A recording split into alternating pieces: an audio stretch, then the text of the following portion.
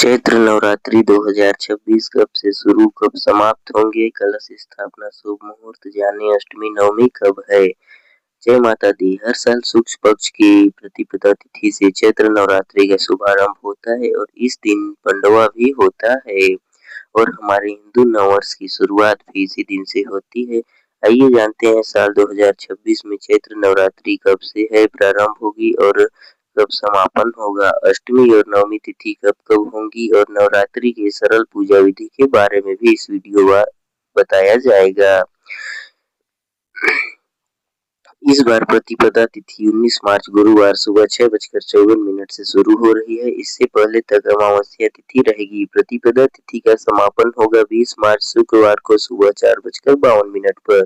क्योंकि गुरुवार से इस बार चैत्र नवरात्रि शुरू हो रही है, ऐसे में क्या महिलाएं इस दिन सिर से स्नान कर सकती हैं, ये भी आप आज इस वीडियो में जानेंगे।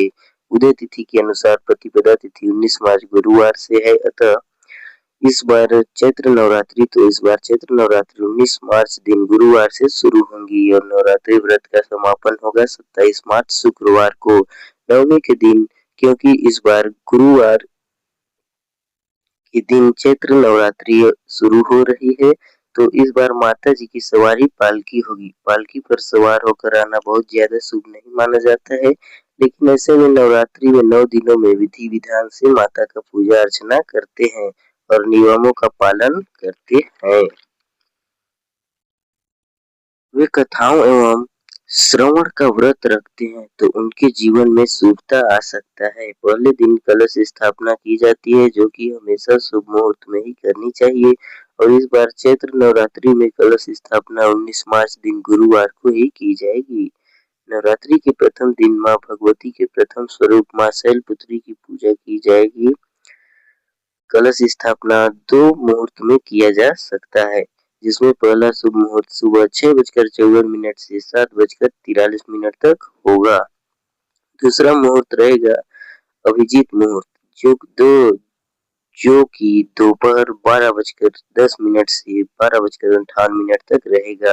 कलश स्थापना यदि आप सुबह के समय करेंगे तो ध्यान रखिएगा सुबह 6:53 तक अमावस्या तिथि रहेगी, तो इसीलिए अमावस्या तिथि में कलश की स्थापना करने से बचे और जो भी शुभ मुहूर्त बताए गए हैं उसी में कलश की स्थापना कर सकते हैं, क्योंकि गुरुवार से नवरात्रि शुरू हो रही है।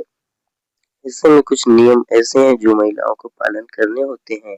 महिलाओं या कन्याओं को ऐसा कहा जाता है कि गुरुवार के दिन सिर से स्नान नहीं करना चाहिए, लेकिन क्योंकि इस दिन नवरात्रि की शुरुआत हो रही है, एक दिन पहले तक जो भी महिलाएं या कन्याएं हैं वे नहा लें सिर से, और जो किसी कारण से नहीं नहा पाए हैं वे गुरुवार को सुबह केवल सादे पानी से सिर से स्नान कर सकते हैं। अगर संभव हो तो किसी पवित्र नदी की जल से डुबकी जरूर लगाएं, क्योंकि इस दिन अमावस्या का स्नान भी होगा। इस दिन जो अष्टमी और नवमी तिथि को लेकर बहुत ज्यादा असमंजस में रहेगा, क्योंकि दोनों ही तिथियां 2 दिन पड़ रही हैं।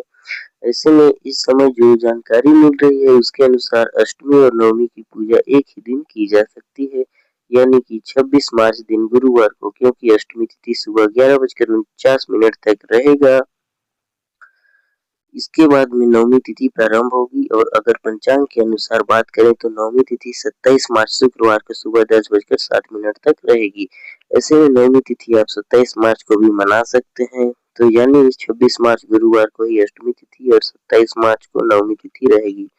कभी कभी लोग क्षेत्र के अनुसार अष्टमी और नवमी तिथि को अलग अलग दिन में मना लेते हैं। ऐसे में आने वाले समय में जब भी अष्टमी और नवमी है वो अलग अलग दिन भी मनाई जा सकती है और जो भी जानकारी रहेगा उसके अनुसार आपको कुछ समय बाद जानकारी दी जाएगी।